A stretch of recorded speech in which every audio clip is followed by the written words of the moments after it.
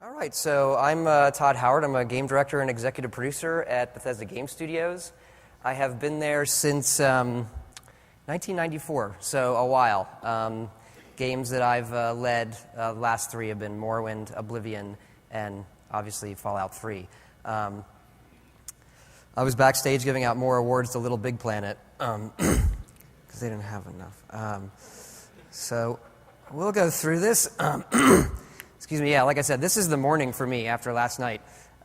So I'm going to give you all an inside look at our development philosophies and our design philosophies at Bethesda Game Studios. So this is kind of what it's like to make a game.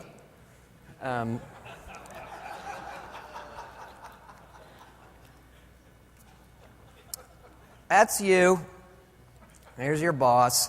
And, how many developers do we have in here? Developers? Who's in the publishing side? Who's press? So, this is you making the big leap. The press is watching on. Some of them are gasping. These are, of course, innocent babies. Fans. And, this is the great leap you make when you go to make a game. And there are many people you have to please. Some of these are internal. And some of these are external. This isn't...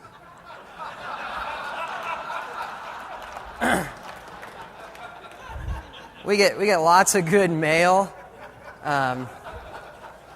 We got this last week. I said I'll take a picture on my iPhone. So when you go to do this, there are many people that, internal and external, that you need to please. But it only comes down to people that ask us, why are you guys doing Fallout? This is kind of a niche game. It didn't sell that well. And our answer was, look, it's great. Great ideas never die. And we were in love with the first game and, felt it needed to be done again. And this goes to when you're pitching your ideas or coming up with them, you're going to get shown lots and lots of charts, okay? And there is no chart, though Michael Pachter might disagree, that will prove your idea good, your design good. Should you do this game? You have to really have faith in your idea because there is no data that will prove it to be valid. The other thing I like to say at work is install base really doesn't matter. Right? So let's say, here are the install bases, and you should make it for this, and my comeback is, well, if install base mattered, we'd all should make board games because there's a lot of tables.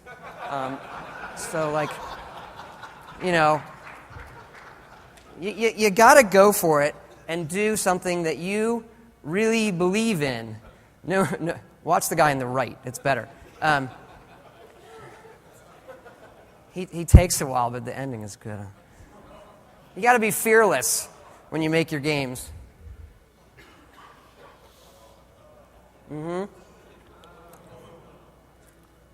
Oh, there comes the shoes. All right. Okay. What is our mission internally at Bethesda Game Studios? What do we strive for as a group? Excellent people, excellent games. These two things go together. I'm a believer you can't have one without the other. Excellent people make excellent games. So excellent people. One of the things we look for, there is no substitute for self-reliance. If you have to overly manage your people and get them to do good, that's probably not a path of success. You need people that know to do it. You have to have a culture of quality. It has to be in your studio. If you have a plan that says this is how we get quality, that might get you there, but ultimately you want a culture. And this is something we look forward to. We have a very low asshole quotient in the studio. Egos don't work, When you're making a game, everybody has to respect each other, something we preach in the studio. When you're talking to somebody about an idea or you want to change something, you don't like if something works, treat them with respect, their work with respect, and each other. That's it. We want gorillas and sharks high-fiving. Nice. I'm not sure, is that art and programming? I like that image. That's my image for the team working together well. Here's the team that made Fallout 3. We've grown to about 80 people. A lot of them I've worked with for over a decade. Some of them are here today. Really great group of people who really give it their all to make something that we believe in, and that makes all the difference. Excellent games. What are our 3 rules to making excellent games of development? Number 1, great games are played, not made. You can have the biggest design document ever, like, this is genius, look at me. You put it in the game, and you're going to change 90% of it as soon as you play it. So we kind of preach you have to play your game, you have to be ready to throw out the ideas that you think are the greatest. Keep it simple, right? To do features on these platforms and what we're doing, it takes a lot of time, more time than you probably have. So you want to keep it simple. And lastly, define the experience.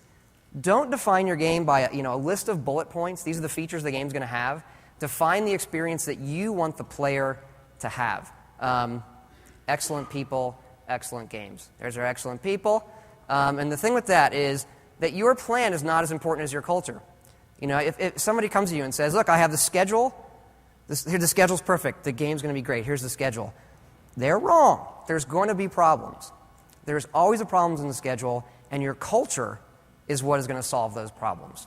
And then your great game. There it is. Your ideas are not as good as your execution.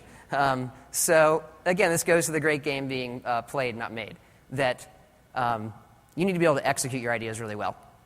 So we're going to step back through those the rules we have. But define the experience. Most people, and I sit in some pitches, they'll define their game as that awesome and cool.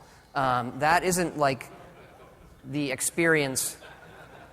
Soak in the 4 collars propped.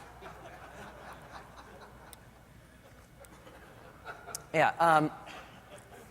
So obviously everyone wants their game to be this. But what is the experience of Fallout? This is one of the very first images we made. It was made by Istvan Peli, our lead artist. Where's East? I saw him. There he is, right there. This was made in 2004. Give it up for East. Yeah.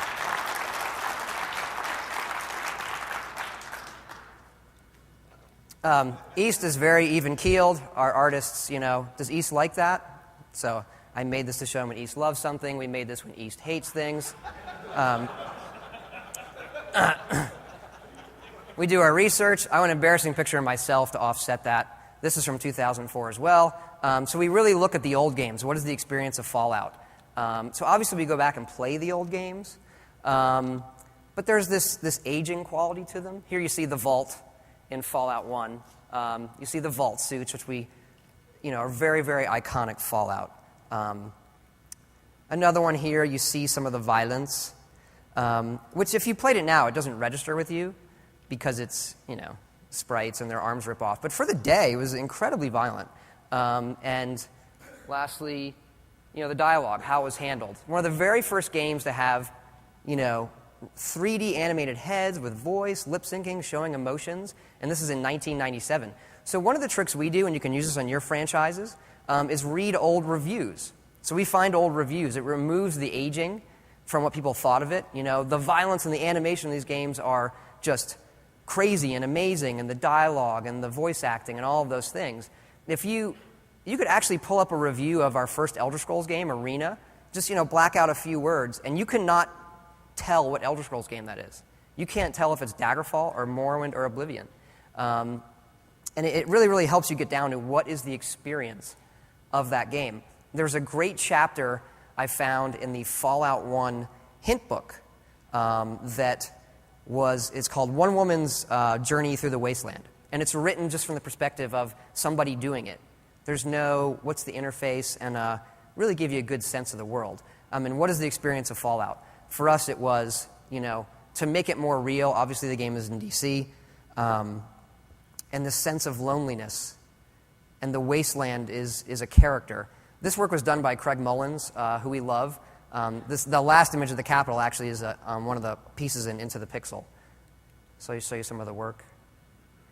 And this stuff was done, 4.5, 5 years ago, really as kind of the benchmark for the vibe of the game.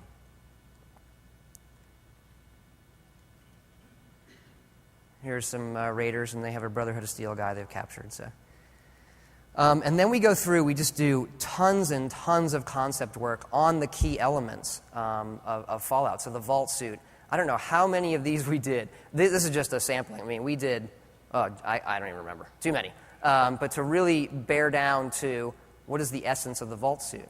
How do we reinvent it? What would it really look like to make it new again?